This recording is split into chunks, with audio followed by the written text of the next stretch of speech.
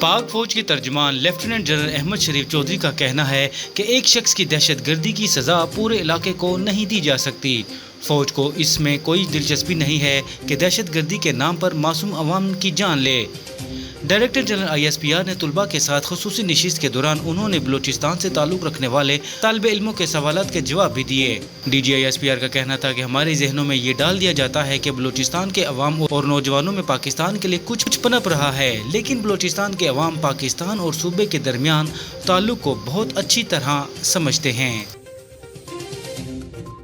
Army chief field marshal Asim Munir نے کہا ہے کہ سیاسی مصالحت سچے دل سے معافی مانگنے سے ممکن ہے، جبکہ معافی مانگنے والے فرشتے رہے اور معافی نہ مانگنے والا شیطان بن گیا۔ برسلز میں اوورسیز پاکستانیوں کی جانب سے دی گئی تقریب کے موقع پر سینئر صحافی سہیل وڑائچ سے گفتگو میں آرمی چیف نے کہا کہ تبدیلی کے بارے میں افواہیں سراسر جھوٹ ہیں، یہ افواہیں پھیلانے والے حکومت اور مقتدرہ دونوں کے خلاف ہیں۔ بھارتی ریٹائرڈ میجر جنرل یش مور نے مودی سرکار کو آئینہ دکھا دیا۔ انہوں نے بھارت کی پالیسیوں اور آپریشن سندور میں بھارتی میڈیا کے منفی کردار کو کڑی تنقید کا نشانہ بنایا۔ یش مور نے کہا کہ پاک بھارت جنگ کے بعد پاکستان آرمی چیف اور پاکستانی فوج کا وقار مزید بڑھ گیا ہے۔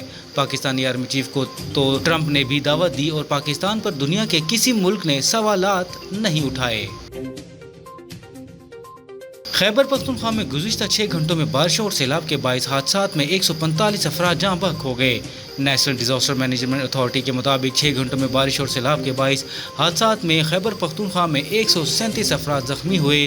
NDMA کے مطابق 6 گھنٹوں میں جاں بحق ہونے والوں میں 124 مرد، 16 خواتین اور 11 بچے شامل ہیں۔ اور provincial disaster management authority PDM میں پنجاب نے آئندہ 24 گھنٹوں کے دوران شدید بارشوں کی پیشن گوئی کی ہے۔